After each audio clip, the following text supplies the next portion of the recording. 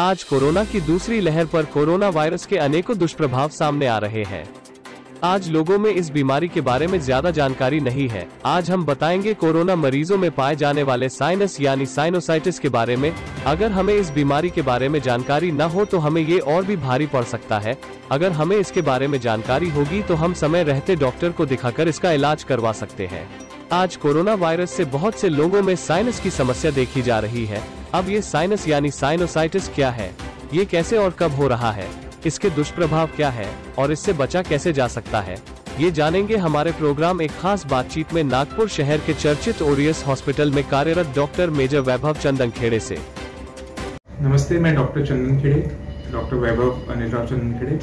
मैं ex army हूँ और I am an ENT specialist. जी सर, आप मुझे बताइए कि कोरोना महामारी जो पिछले 2 वर्षों से चल रही है, पिछले वर्ष से चल रही है, दूसरा वर्ष इसका, इस कोरोना महामारी के देखा जाए तो अनगिनत दुष्प्रभाव मानवीय शरीर पर अब तक के देखे गए हैं, लेकिन इसका कान, नाक, गला, इससे एक विपरीत परिणाम सामने आया है। किस तरह का वो सिम्टम्स है, क्या बीमारी है, क्या कहेंगे? देखिए, कोरोना जो है ये वायरस हमारे नाक और गले में बैठ जाता है। जैसे कि थ्रोट स्वैप में पता चलता है, हम नाक से थ्रोट स्वैप लेते हैं। इसका ट्रीटमेंट भी हो रहा है अभी इतने पिछले 1 साल से। इसका ट्रीटमेंट होने के बाद लोग ठीक भी हो रहे हैं, पर पोस्ट कोरोना इफेक्ट या फिर पोस्ट कोरोना ट्रीटमेंट के जो इफेक्ट्स है वो अभी दिखाई दे रहे हैं सामने में। जैसे कोरोना की जिन पेशेंट्स में हो रहा है, मान लीजिए पेशेंट को अगर हाइपरटेंशन है, डायबिटीज है या कोई कैंसर पीड़ित पेशेंट है जिसको कोरोना हो रहा है, इसमें इम्यूनिटी जो है वो काफी लो हो जा रही है। वैसे ही नॉर्मल पर्सन में इम्यूनिटी लो हो रही है, पर इन केसेस में इम्यूनिटी बहुत ज्यादा लो हो रही है। इसलिए जो फंगस का इन्फेक्शन है वो बहुत पेशेंट्स में देखा जा रहा है। अब ये फंगस कहाँ हो रहा है? फंगस जो है वो साइनसेस में हो रहा है।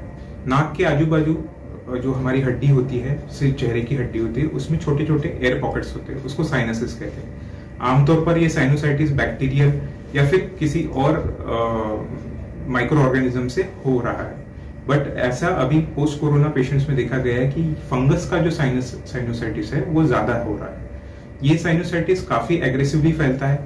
जो साइनसेस के नीचे जबड़े पर तालु जो कहते हैं हम, जहाँ पे ऊपर जीभ हम लगाते हैं, तालु भाग में उसकी हड्डी को सड़ा रहा है। साथ ही साथ ये साइनस के ऊपर आंख को भी इफेक्ट कर रहा है, जिसमें रोशनी जाने का खतरा होता है अगर टाइमली इंटरवेंशन, टाइमली ट्रीटमेंट नहीं होता है। और आंख के बाद में ये ब्रेन में भी इजीली पहुंच सकता है। इसीलिए ये केसेस को जल्दी से डायग्नोस करके एग्रेसिवली ट्रीटमेंट की जरूरत होती है। अब इस फंगल साइनोसाइटिस के लक्षण क्या है? तो पेशेंट को कई बार दांत में दर्द होगा, या फिर हल्की सी जो हमारे गम्स होते हैं उसमें सूजन रहेगी, या फिर आंख में सूजन आ सकती है, या चेहरे के उस साइड पर सूजन आ सकती है। ऐसी सूजन आने पर आमतौर पर निगलेक्ट किया जाता है कि दांत में कोई दर्द है, इन्फेक्शन हुआ होगा तो उसके वजह से हो रहा है। बट जब तक हम प्रूव नहीं कर देते कि ये फंगल नहीं है, हमें जल्द से जल्द अपना चेकअप कराना चाहिए। नाक में से डिस्चार्ज भी आ सकता है, काला डिस्चार्ज या काला चमड़ी पड़ सकता है, तो इनको एंडोस्कोपी करके चेक करना चाहिए और अपने डॉक्टर की सलाह पक्का लेनी चाहिए। ये जो आपने बताया, ये फंगल इन्फेक्शन जो है ये पर्टिकुलर किसी एज लिमिट में होता है या किसी को भी हो सकता है, क्या? फंगल इन्फेक्शन ये अभी तक तो हर एज में देखा गया है। बच्चों में ऑब्वियसली नहीं देखा है। एक यंग पेशेंट्स में 30-40 साल से लेके 60 साल तक के पेशेंट्स में ये देखा गया है। अब ये फंगस का नाम म्यूकरमाइकोसिस है, which is aggressive fungus.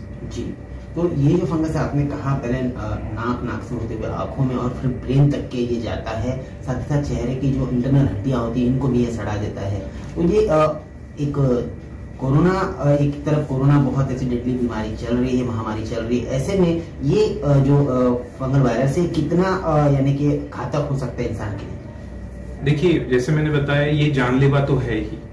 Timely अगर ये ध्यान में आ गया तो कम से कम डैमेज हो सकता है। बिकॉज इस फंगल साइनोसाइटिस का इलाज सर्जरी है, साथ ही साथ मेडिकेशन भी चलती है। सर्जरी में जो पार्ट इफेक्ट हुआ है, जो पार्ट सड़ना शुरू हुआ है, उसको निकाल के हमें बाकी पार्ट को बचाना होता है। तो इसलिए ये एक तरह से काफी डिजास्ट्रस है, बिकॉज पहले ही कोरोना की वजह से पेशेंट की हालत कमजोर हो जाती है, फाइनेंशियल उसको थोड़ा सा सेटबैक तो बैठता ही है, और उसमें अगर ये फंगल इन्फेक्शन का होना है तो ये तो फिर बहुत ही दुखद बात होगी।